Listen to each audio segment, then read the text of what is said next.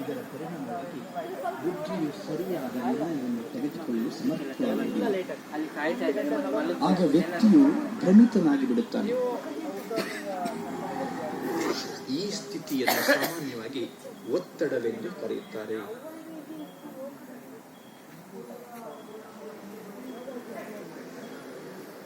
ಒಂದು ಕಾರು ಮತ್ತು ಡ್ರೈವರ್ನ ಉದಾಹರಣೆಯು ಆತ್ಮ ಮತ್ತು ಶರೀರದ ಮೂಲ ಅಂತರವನ್ನು ಅರಿತುಕೊಳ್ಳಲು ಬಹಳ ಉಪಯೋಗಿಯಾಗಿದೆ. ತಾವು ತಮ್ಮ ಶರೀರವನ್ನು ಒಂದು ಕಾರು ಎಂದು ತಿಳಿದುಕೊಂಡರೆ ತಾವು ಆತ್ಮ ಕಾರಿನ ಡ್ರೈವರ್ ಆಗಿದ್ದೀರಿ. ಹೀಗೆ ಡ್ರೈವರ್ ಕಾರನ್ನು ನಿಯಂತ್ರಿಸುತ್ತಾನೆಯೋ, ತಿರುಗಿಸುತ್ತಾನೆಯೋ ಮತ್ತು ನಿಲ್ಲಿಸುತ್ತಾನೆಯೋ, ಅದೇ ರೀತಿ ಆತ್ಮವು ಸಹ ಶರೀರದ ಮೂಲಕ ವಿಭಿನ್ನ ಕ್ರಿಯೆಗಳನ್ನು ಮಾಡುತ್ತದೆ. ಎಷ್ಟೇ ಉತ್ತಮವಾದ ಕಾರು ಇದ್ದರೂ ಸಹ ಡ್ರೈವರ್ ಇಲ್ಲದೆ ಕಾರು ಚಲಿಸಲಾರದು ಮತ್ತು ಏನನ್ನೂ ಮಾಡಲಾರದು.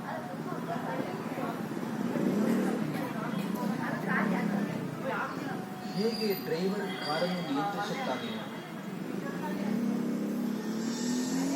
ಅದೇ ರೀತಿಯಲ್ಲಿ ಆತ್ಮವು ಶರೀರವನ್ನು ನಿಯಂತ್ರಿಸುತ್ತದೆ.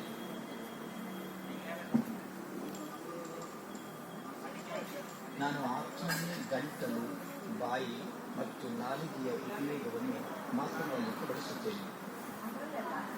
ನನ್ನ ನಿರ್ದೇಶನದಂತೆಯೇ ದೇಹದ ಅಂಗಗಳು ಆಹಾರವನ್ನು ಸೇವಿಸುವ ಕ್ರಿಯೆಗಳನ್ನು ಮಾಡುತ್ತವೆ. ಇದೇ ರೀತಿ ನಾನು ಆತ್ಮವು ಕಿವಿಗಳ ಮುಖಾಂತರ ಶಬ್ದಗಳನ್ನು ಗ್ರಹಿಸುತ್ತೇನೆ.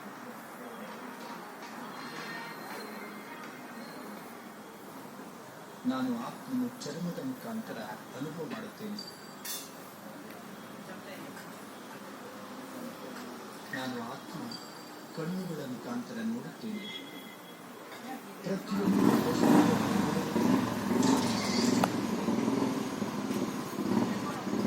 ಸಂಕ್ಷಿಪ್ತವಾಗಿ ಹೇಳಬೇಕೆಂದರೆ ಮೆದುಳು ಸಹಿತ ದೇಹದ ಅಂಗಗಳ ಆತ್ಮನಾದ ಒಮ್ಮೊಮ್ಮೆ ಆತ್ಮವು ಕೆಲಸ ಮಾಡುವುದು. ESP ಅಂದರೆ ಎಕ್ಸ್ಟ್ರಾ ಸೆನ್ಸರಿ ಆತ್ಮದ ಒಂದು ಸಾಮರ್ಥ್ಯವಾಗಿದ್ದು, ಇದರ ಮೂಲಕ ಆತ್ಮವು ಯಾವುದೇ ಪೂರ್ವ ಅನುಭವವಿಲ್ಲದೆ ಯಾವುದೇ ಭೌತಿಕ